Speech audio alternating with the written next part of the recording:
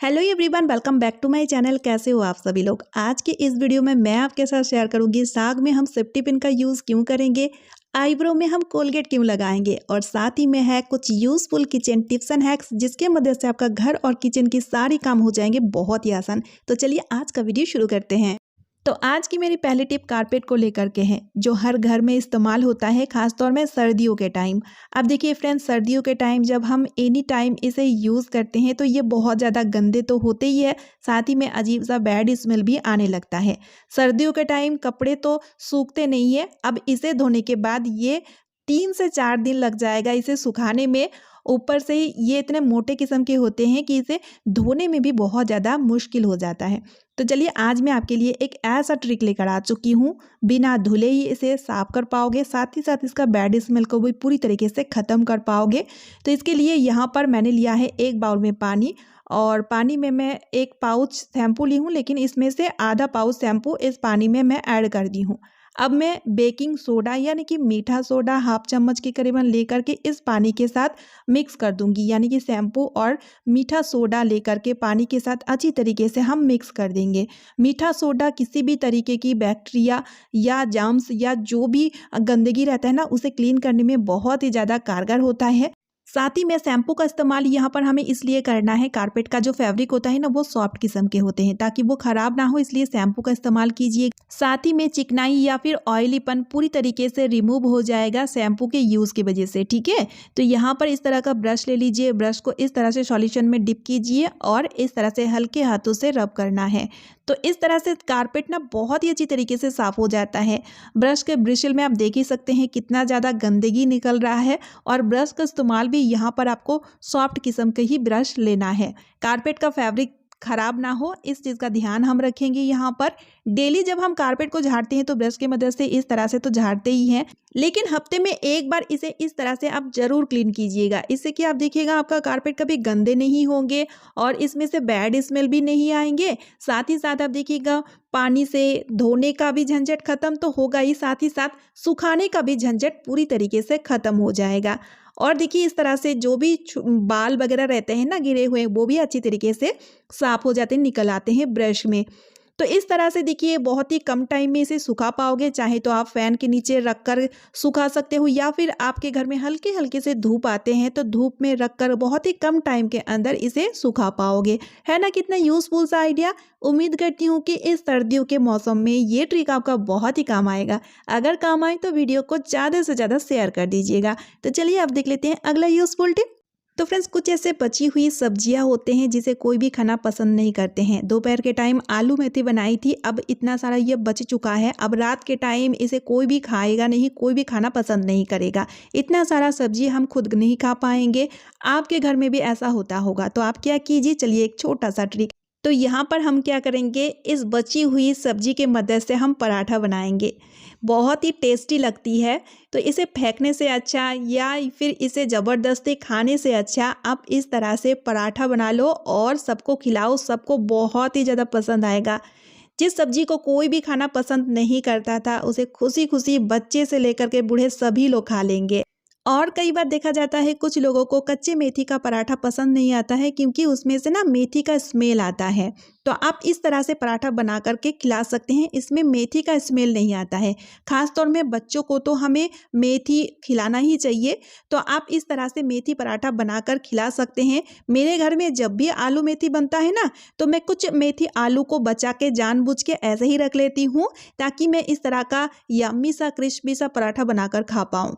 यहाँ पर चाहे तो आप सब्जी के साथ या चाय के साथ भी खा सकते हो, और ये बहुत ही टेस्टी लगता है। मेरे कहने पे एक बार ट्राई ज़रूर कीजिएगा और मुझे कमेंट के थ्रू ज़रूर बताइएगा। तो चलिए अब देख लेते हैं अगला यूज़फुल टिप। एप्पल छिलके में होता है वैक्स, इस कारण हम बच्चों को जब एप्पल देते हैं ना तो छील करके ही देते हैं, या फिर जब हम बूढ़े बुजुर्ग को एप्पल देते हैं तब भी हम इसे छील कर ही देते हैं, क्योंकि इसका जो छिलके हैं ये काफ़ी ज़्यादा हार्ड होता है।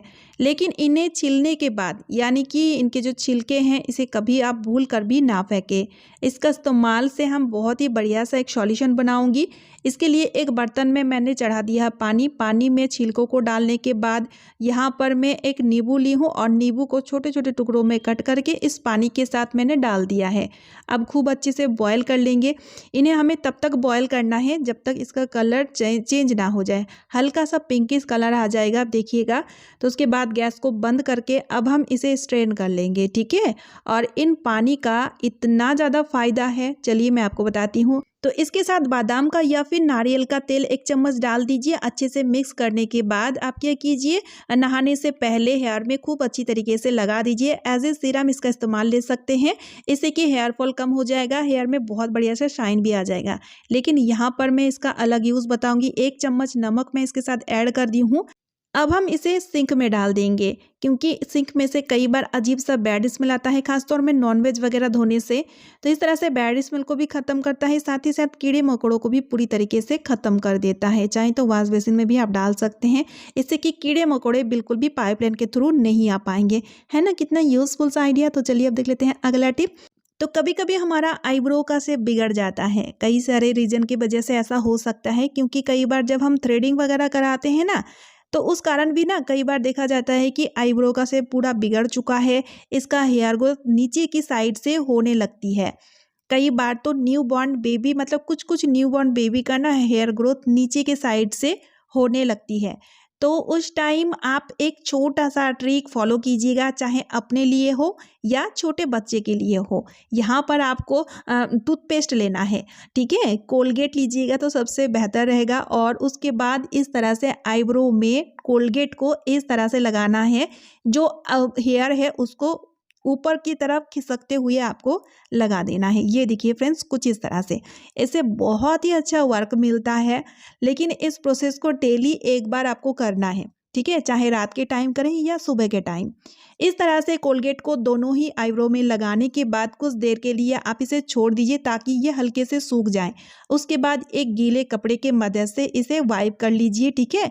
तो पोंछते टाइम ना इसे नीचे के साइड से ना इस तरह से ऊपर के साइड आईब्रो को उठाते हुए पोंछ लीजिएगा, ठीक है। तो इस तरह से आप देखिएगा कुछ ही दिनों में आईब्रो का शेप प्रॉपर तरीके से आ जाएगा, चाहे आपका हो या फिर न्यू बॉर्न बेबी का। बहुत ही यूज़फुल सा ट्रिक है।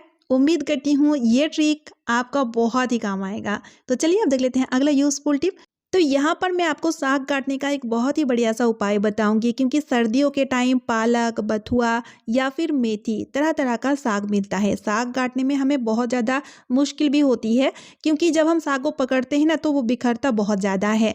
अब देखिए यहाँ पर हमें लेनी है सेफ्टी पिन। सेफ्टी पिन का जो माउथ है इसे मैं थोड़ा सा बड़ा कर लूँगी। साग की वाइज अगर कम साग हो तो इसे आप छोटा कर सकते हैं, या फिर ज़्यादा साग है तो आप इस तरह से बड़ा भी कर सकते हैं। और सेफ्टी पिन की मदद से इस तरह से साग को ना कुछ इस तरह से हम अच्छे से फिक्स कर देंगे, और बढ़िया तरीके से इसे हम फटाफट से कट कर पाएंगे। इससे कि साग इधर उधर ज़्यादा फैलेगा भी नहीं, साथ ही साथ बहुत अच्छा सा पकड़ भी बनता है, और फटाफट से हम साग को कट कर पाते हैं।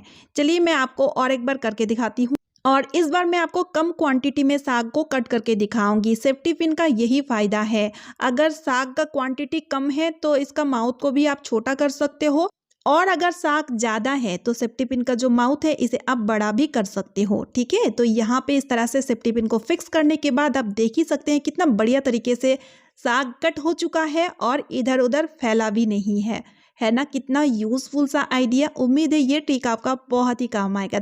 तो चलिए अब देख लेते हैं अगला यूज़फुल टिप। केला खाना हम सभी को बहुत ही पसंद होता है। केला होता है बहुत ही ठंडा, इसलिए सर्दियों के टाइम इसे हम अवॉइड ही करते हैं। लेकिन कई बार जब घर में केला आ जाता है, खासतौर में बच्चों को केला खाना बहुत ही पसंद होता है।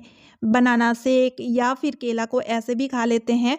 लेकिन सर्दियों में जैसे कि केला बच्चों को हम देना भी नहीं चाहते हैं, और अगर घर में केला आ जाता है तो बच्चे जिद करने भी लगते हैं, सुनते कहाँ हैं, और हम मना भी नहीं कर पाते हैं। सर्दियों के टाइम आप बच्चों को केला दीजिए, कोई दिक्कत नहीं है, लेकिन उसे ना हल्के से गर्म कर लीजिएगा। तो इस तरह से गैस में थोड़ा सा सेक लीजिएगा, इसे जलाना नहीं है, या फिर इसे बहुत ज़्यादा सेकना भी नहीं है, हल्के से इसे गर्म कर लीजिएगा, ठीक है। तभी आप केला को खाने के लिए दीजिएगा, इससे कि सर्दी बिल्कुल भी नहीं पकड़ेगा।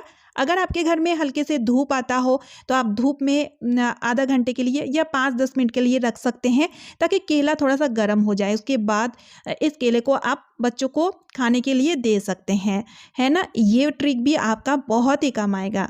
तो चलिए फ्रेंड्स, आज का वीडियो मैं यही पेंट कर रही हूँ। आई होप आप सभी को आज का वीडियो बहुत ही ज़्यादा यूज़फुल लगी है। अगर वीडियो थोड़ी सी भी यूज़फुल लगे तो वीडियो को ज़्यादा से ज़्यादा शेयर कर दीजिएगा, साथ ही साथ एक लाइक कर दीजिएगा और चैनल को सब्सक्राइब ज़रूर कर लीजिएगा। तो चलिए मिलती हूँ नेक्स्ट वीडियो में। Bye friends and thanks for watching.